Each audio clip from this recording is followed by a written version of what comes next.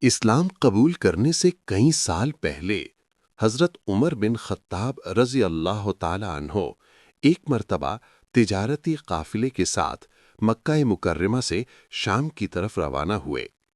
اس قافلے میں قریش کے کئی بڑے بڑے سردار بھی شامل تھے۔ قافلہ شام کے ایک بڑے شہر میں پہنچا، وہاں قیام کیا، اپنا تجارتی سامان فروخت کیا اور پھر مکہ واپس لوٹنے کی تیاری کی۔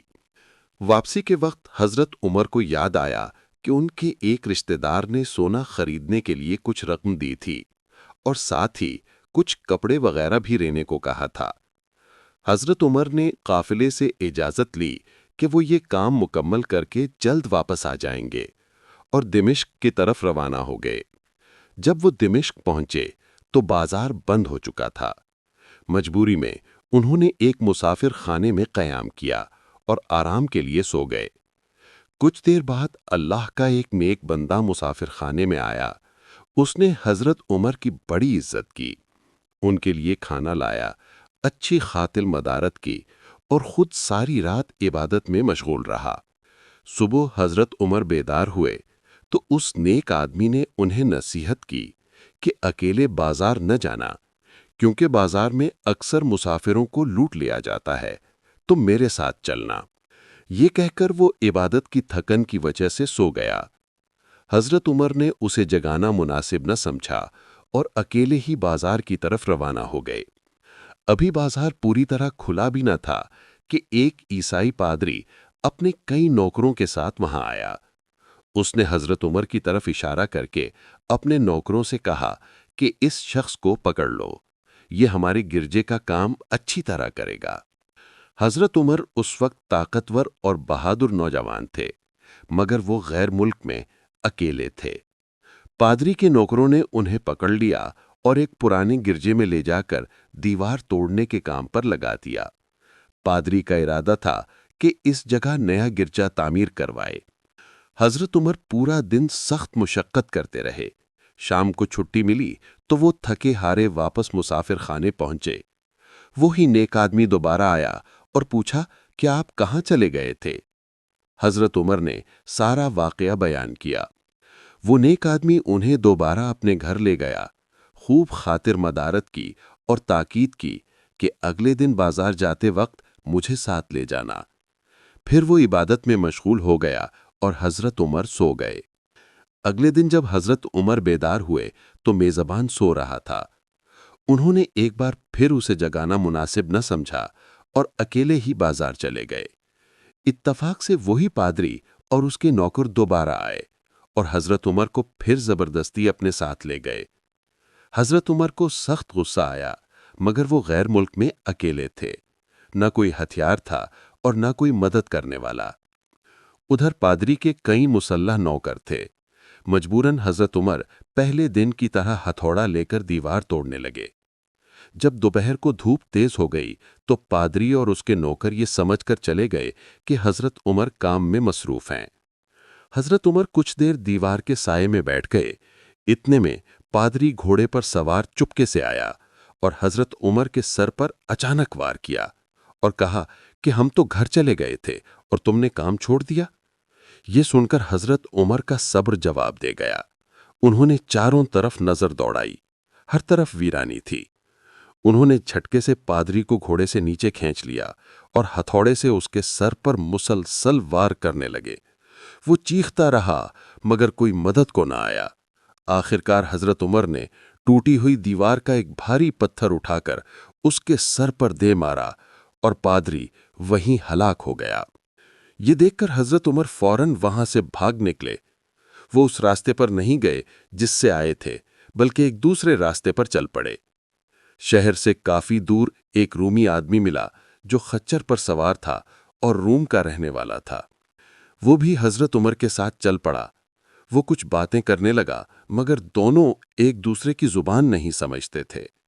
اچانک اس نے اپنی تلوار پر ہاتھ رکھا۔ حضرت عمر سمجھ گئے کہ وہ حملہ کرنا چاہتا ہے۔ انہوں نے فوراً اسے خچر سے نیچے کھینچ لیا، تلوار چھینی اور ایک ہی وار میں اس کا کام تمام کر دیا اور خود خچر پر سوار ہو کر آگے بڑھ گئے۔ کچھ دور چلنے کے بعد حضرت عمر ایک اور گرجے میں پہنچے جہاں عیسائیوں کی ایک جماعت آباد تھی۔ جب وہ اندر داخل ہوئے تو سب لوگ ان کے گرد جمع ہو گئے اور ان کے حالات پوچھنے لگے۔ پھر سب انہیں اپنے پادری کے پاس لے گئے۔ پادری حضرت عمر کو غور سے دیکھنے لگا اور پھر کہا کہ تم پر کسی بڑے خوف کا اثر ہے۔ حضرت عمر نے پوچھا، تمہیں یہ کیسے معلوم ہوا؟ اس نے بات ٹال دی اور کہا کہ تم جب تک چاہو یہاں ٹھہر سکتے ہو، تم ہماری حفاظت میں ہو۔ پادری نے حضرت عمر کو اپنے گھر میں مہمان بنا کر رکھا، خوب خدمت کی اور پھر پوچھا کہ تم کون ہو اور کہاں سے آئے ہو؟ حضرت عمر نے کہا کہ میں مکہ کا رہنے والا ہوں، قبیلہ قریش سے تعلق رکھتا ہوں اور تجارتی قافلے کے ساتھ شام آیا تھا۔ ضروری کام کی وجہ سے قافلے سے الگ ہو گیا اور اب واپسی میں راستہ بھٹک گیا۔ پادری نے حضرت عمر کو غور سے دیکھتے ہوئے کہا کہ میں آسمانی کتابوں کا علم رکھتا ہوں اور میں تم میں ایسی نشانیاں دیکھ رہا ہوں کہ جو بتاتی ہیں کہ ایک وقت آئے گا جب تم بہت بڑے حکمران بنو گے اور پورے ملک پر تمہارا حکم چلے گا۔ پھر اس نے حضرت عمر سے ایک تحریر لکھوا لی کہ اس گرجے اور اس کی جائیداد پر کبھی کوئی ٹیکس نہیں لگایا جائے گا۔ حضرت عمر نے اس وقت اس بات کو پادری کا وہم سمجھ کر تحریر لکھ دی۔ پادری نے ایک خوبصورت اور تیز رفتار گدھا منگوایا، اس پر کھانے پینے کا سامان اور تحائف رکھوائے اور حضرت عمر کو اس پر سوار کر کے روانہ کیا۔ راستے میں جہاں جہاں بھی عیسائی بستیاں آتیں، وہ حضرت عمر کو پادری کے گدھے پر سوار دیکھ کر ان کی بڑی عزت کرتے اور مہمان نوازی کرتے۔ اسی طرح حضرت عمر اپنے قافلے تک پہنچ گئے۔ قافلے والے حضرت عمر کو دیکھ کر بہت خوش ہوئے۔ انہوں نے بتایا کہ ہم تمہارا بہت انتظار کرتے رہے مگر مجبوراً آگے بڑھ گئے۔ حضرت عمر نے پورے سفر کا حال سنایا مگر پادری کی پیشگوئی کسی کو نہ بتائی۔ مکہ واپس آ کر انہوں نے یہ بات اپنی ایک عقل مند رشتہ دار خاتون کو بتائی۔ اس خاتون نے کہا کہ میں تمہارے بچپن سے تم میں غیر معمولی نشانیاں دیکھ رہی ہوں۔ ایک بار میں نے خواب میں دیکھا تھا کہ تم اتنے بلند ہو گئے ہو کہ تمہارا قد آسمان کو چھو رہا ہے۔ کچھ عرصے بعد حضرت عمر نے ایک اہل کتاب عالم سے بھی یہ واقعہ بیان کیا۔ اس عالم نے کہا کہ وہ پادری اپنے زمانے کا بہت بڑا عالم تھا اور اس کی باتیں سچی ثابت ہوں گی۔ پھر کچھ ہی عرصے بعد مکہ میں نبی کریم صلی اللہ علیہ وسلم کا چرچا ہونے لگا۔ آپ صلی اللہ علیہ وسلم اللہ کے ایک ہونے کی دعوت دینے لگے اور بت پرستی سے روکنے لگے۔ آخرکار حضرت عمر رضی اللہ تعالیٰ عنہ نے 6 سال نبوت میں اسلام قبول کر لیا اور رسول اللہ صلی اللہ علیہ وسلم کے جانثار صحابی بن گئے۔ 11 ہجری میں رسول اللہ صلی اللہ علیہ وسلم نے وصیت فرمائی۔ اس کے بعد حضرت ابوبکر رضی اللہ تعالیٰ عنہ پہلے خلیفہ بنے اور 13 ہجری میں ان کے بعد حضرت عمر رضی اللہ تعالیٰ عنہ خلیفہ مقرر ہوئے۔ خلافت کے زمانے میں جب حضرت عمر شام تشریف لے گئے تو وہی بوڑھا پادری ان کے پاس آیا۔ حضرت عمر نے اس سے پوچھا کہ اب کون سی چیز تمہیں اسلام قبول کرنے سے روک رہی ہے؟